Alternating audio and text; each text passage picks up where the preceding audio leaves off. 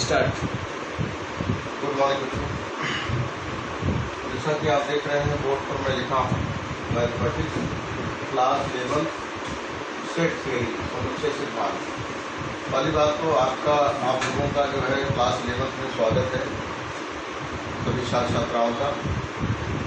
बच्चों आप अभी 10th पास करके आए हैं और 11th में आप प्रवेश किए हैं, तो यह बात आप जान लें कि 11th और 12th दोनों क्लास मिलाकर आप 6 टाइप की मैथमेटिक्स पढ़ेंगे, 6 प्रकार की मैथमेटिक्स पढ़ेंगे।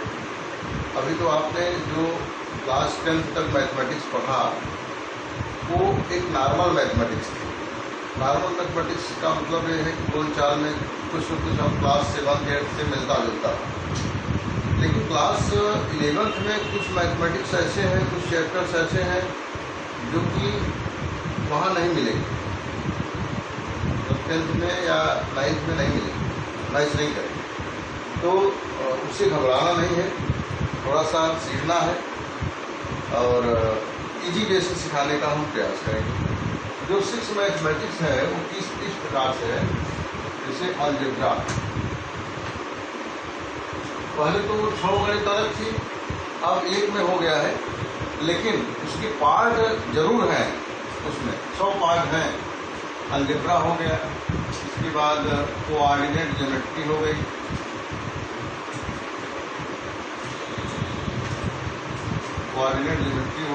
इसके बाद हो गया ट्रिग्नोमेट्री,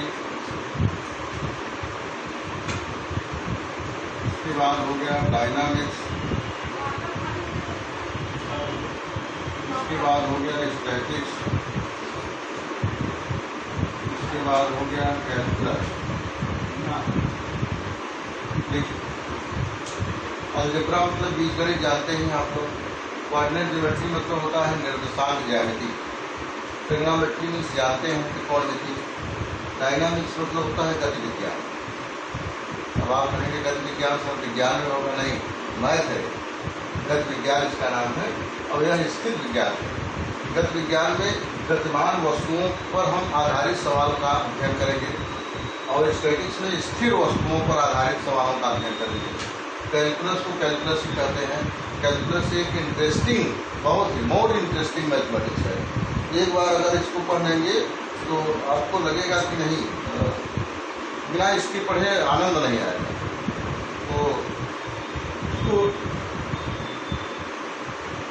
11th में भी है, 12th में भी है, तो उस पर टॉपिक बात आएगी तो हम उसको समझाएंगे। पहले हम आज अलजेब्रा शुरू कर रहे हैं। अलजेब्रा में सेट थ्योरी है, समुच्चय सिद्धांत है। आइए हम उसको समझें, समुच्चय सिद्धांत क्या होता है। बाकी ये 6 मैथमेटिक्स आपको पढ़ना है इंटरमीडिएट में।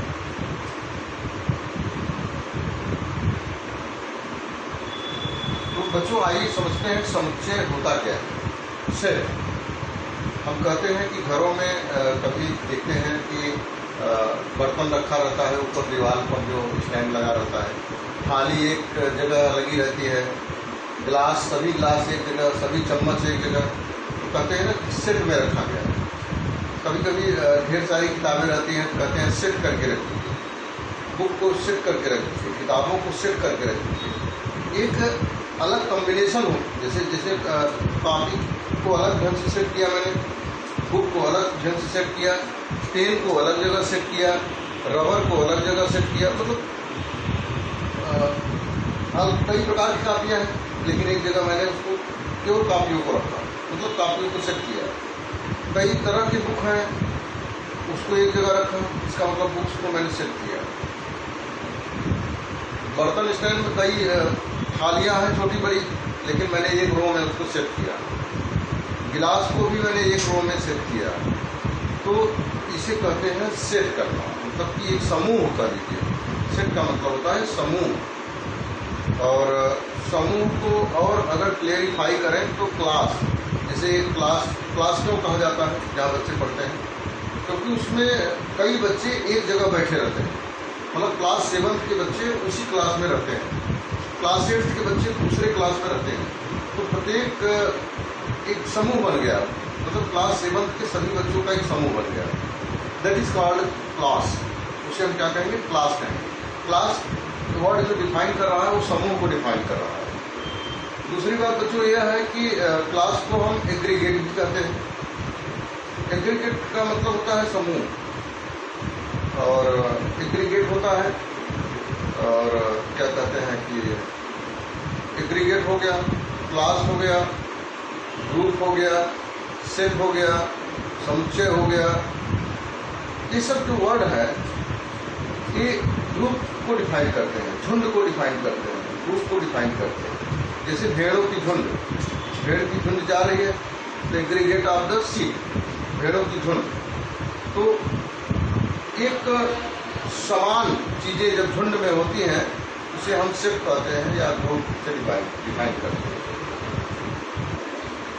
तो इसमें क्वेश्चन ये पूछा जाएगा कि जो following given following statement are have set are not, मतलब कि जो फॉलोइंग स्टेटमेंट दिया गया है वो मतलब सेट में है कि नहीं है, समुच्चय है कि नहीं है। तो पहले मैं आपको बता दूं समुच्चय कौन कौन नहीं है। देखिए इसका समुच्चय नहीं होता है, इस बात को नोट कर लीजिए। समुच्चय जैसे लंबाई, चौड़ाई, ऊंचाई, गहराई, इसके बाद महत्वपूर्णता, अच्छाई, बुराई, ये सब शब्द आ जाए तो समझ लीजिए वहाँ समुच्चय नहीं है। आदर्शवादिता, जैसे मैंने कहा कि अमिताभ बच्चन एक आदर्श नायक हैं, एक्टर हैं। हो सकता है आपके लिए दूसरा कोई नायक हो सकता है आपके लिए राजेश खन्ना हो। तो यहाँ ये समुच्चय नहीं है, क्योंकि किसी के गुण को, किसी की प्रॉपर्टी को समुच्चय नहीं कहा जाता। आपने कहा सचिन तेंदुलकर एक अच्छे खिलाड़ी हैं, हो सकता है कि मेरे लिए दूसरा कोई खिलाड़ी सौरव गांगुली अच्छा हो। तो इसीलिए किसी की प्रॉपर्टी को आप समुच्चय में नहीं रख सकते। जैसे मैंने कहा कि कक्षा 8 में सबसे लंबे विद्यार्थियों का समूह, ये समुच्चय नहीं है। तो इस प्रकार से लंबाई, चौड़ाई, ऊंचाई, गहराई, महत्वपूर्णता, आदर्शवादिता, किसी की प्रॉपर्टी, गुण, अच्छाई, खराबी, ये जो है क्या नहीं होता, समुच्चय नहीं होता। इस बात को बिल्कुल नोट कर लीजिए। तो क्वेश्चन इस पर आएगा कि कौन सा स्टेटमेंट में समुच्चय है, किस स्टेटमेंट में समुच्चय नहीं है, इस बात को ध्यान रखना। अब समुच्चय के बारे में हम आगे बताते हैं आपको कि रिप्रेजेंटेशन ऑफ सेट।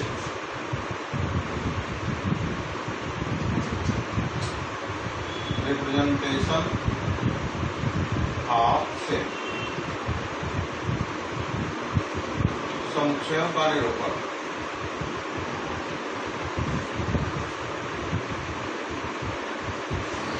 बच्चों एक चीज आपके दिमाग में आई होगी कि सर ये बताइए कि आप इंग्लिश भी लिख रहे हैं, हिंदी भी लिख रहे हैं। मैं इंग्लिश और हिंदी दोनों में आपसे बात करूंगा, दोनों चीजें बताऊंगा। हेडिंग इंग्लिश में जो मेन हेडिंग होगी उसको इंग्लिश में भी लिखूंगा। पूरी मैथमेटिक्स शुरू से अंत तक जितना मैथमेटिक्स में पढ़ाऊंगा उसका रीजन मैं बता दूं आपको क्या रीजन है। क्योंकि जैसे ही आप इंटर पास आउट होंगे तो आप बीएससी करेंगे, वो भी इंग्लिश मीडियम रहेगा। आप कंपटीशन की तैयारी करेंगे, वो भी इंग्लिश मीडियम में रहेगा। तो अगर बिल्कुल शुद्ध आप हिंदी पढ़ेंगे तो वहाँ इंग्लिश को हिंदी में कन्वर्ट करने में आपको प्रॉब्लम क्रिएट होगी। लेकिन जब आप मेन वर्ड जानते रहेंगे तब आपको ये प्रॉब्लम क्रिएट नहीं होगी, तब आपको प्रॉब्लम से झेलना नहीं होगा, तब फेस नहीं करना पड़ेगा। तो इसलिए बच्चों मेरी बात को ध्यान रखें कि जो इंग्लिश, जो हिंदी आप जाने उसका इंग्लिश भी जाने, और थोड़ा थोड़ा आप जानेंगे तो ढेर सारी बातें हो जाएंगी। और आपको मैं इकट्ठे एक दिन पूरा किताब की इंग्लिश लिख दे दूँ तो नहीं लर्न कर पाएंगे, लेकिन थोड़ा थोड़ा आप चैप्टर के साथ सीखते जाएंगे तो सब सीख लेंगे। तो समुच्चय को कैसे निरूपित करते हैं उसको देखिए। समुच्चय को निरूपित करने के लिए हम क्या करते हैं, अंग्रेजी वर्णमाला के बड़े अक्षर का प्रयोग करते हैं या छोटे अक्षरों का प्रयोग करते हैं समुच्चय को निरूपित करने के लिए। जैसे मैंने कहा कि A = 1 2 3 4 5, ये देखिए। तो इस समुच्चय को निरूपित मैंने किया A से कैपिटल 1 से 5 तक संख्या है, जिसको निरूपित करने के लिए मैंने A = इस प्रकार से। समुच्चयों को दो प्रकार से लिखा जा सकता है, तो निरूपण हो गया। अब समुच्चयों को लिखने की प्रक्रिया हम आपको बता रहे हैं। समुच्चयों को दो प्रकार से लिखा जा सकता है, दो प्रकार से व्यक्त किया जा सकता है। पहले को हम कहते हैं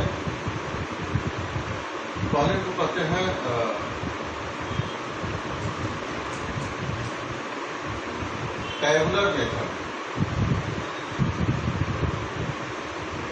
टैबुलर मेथड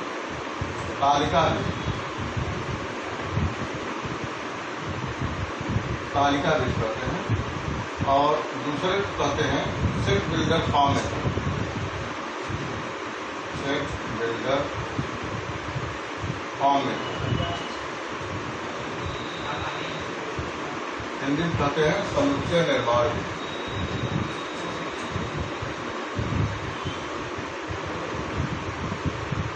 समुच्चय निर्माण विधि ये दो प्रकार से जो है होता है, दो मेथड होते हैं जिससे उसको रिप्रेजेंट करते हैं। और आइए पहले देखते हैं तालिका विधि क्या होती है, टैबुलर मेथड क्या होता है।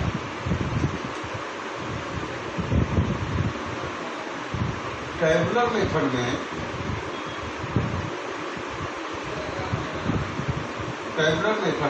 सभी कंपोनेंट को, सभी एलिमेंट को हम कामा लगाकर लिखते हैं, मझले ब्रैकेट में लिखते हैं और किसी को रिपीट नहीं करते हैं। तीनों बात हमारी ध्यान रखिए बच्चों, तीनों बातें बिल्कुल एकदम प्रिजर्व कर लीजिए, कंसस कर लीजिए। पहली बात, सभी को मझले ब्रैकेट में लिखते हैं, करली ब्रैकेट में। दूसरी बात, उनके बीच में कामा लगाकर लिखते हैं। तीसरी बात, रिपीट नहीं करते हैं, इस बात को ध्यान रखें। जैसे मझले ब्रैकेट में लिखा 1 2 3 4 5। अब जैसे किसी ने कहा कि इलाहाबाद लिखिए, इलाहाबाद को आप जो है टैबुलर मेथड से लिखिए, तालिका विधि से लिखिए। तो इसको लिखने के लिए कुछ मान लीजिए, इसको डी मान लिया मैंने। अब सारे लेटर्स लिखते हैं, अब कोई रिपीट नहीं होना चाहिए। पहले मैंने ये लिखा, फिर कामा लगाया, मझले ब्रैकेट पहले लगा दिया। पहला काम मझला ब्रैकेट लगाते हैं। दूसरा काम क्या करते हैं बच्चों, दूसरा काम ये करते हैं कि सभी एलिमेंट को लिखते हैं कामा लगाकर। तीसरा काम कोई रिपीट नहीं होगा। फिर यह लिखा, अब देखिए 2 बार लाया है, लेकिन लिखेंगे एक बार, फिर ये आ गया, जबकि लिखता हूँ तो मैं लिखूंगा। फिर एच लिखा, फिर बी लिखा और बी लिखा। तो देखिए इलाहाबाद इस प्रकार से हमने लिखा। तो कोई भी रिवीजन नहीं होना चाहिए, कोई रिपीट नहीं होना चाहिए, और इस प्रकार से कामा लगा कर लिखना है और करली ब्रैकेट में लिखना है।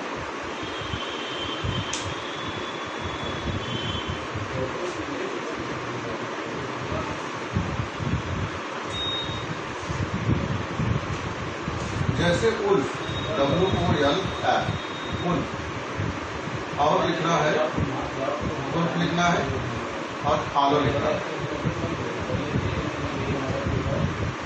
उल्फ लिखना है और फॉलो लिखना है। अब दोनों को हम लिखते हैं, एक को ये मान ले रहे हैं, एक को भी मान ले रहे हैं। मान लीजिए इसको रिप्रेजेंट किया मैंने WOLF। दूसरे को लिखा मैंने FOLW। जरा ध्यान देखिए, इसमें भी अब, इसमें भी अब, इसमें भी अब, इसमें भी अब, इसमें भी हो, इसमें भी हो, इसमें W, इसमें। उल्फ और फॉलो में अगर समुच्चय के माध्यम से देखा जाए तो कोई अंतर नहीं है, सेम है। इसे हम कहते हैं समान समुच्चय भी कर सकते हैं। आप जब संख्या सेम हो, वर्ड सेम हो, तो समान समुच्चय होता है। एलिमेंट सेम हो और नंबर ऑफ एलिमेंट सेम हो, उसे हम समान समुच्चय कहते हैं। यहाँ इक्वल लिख सकते हैं। अब देखिए दूसरा लिखते हैं, सेट बिल्डर फॉर्म मेथड, समुच्चय निर्माण विधि।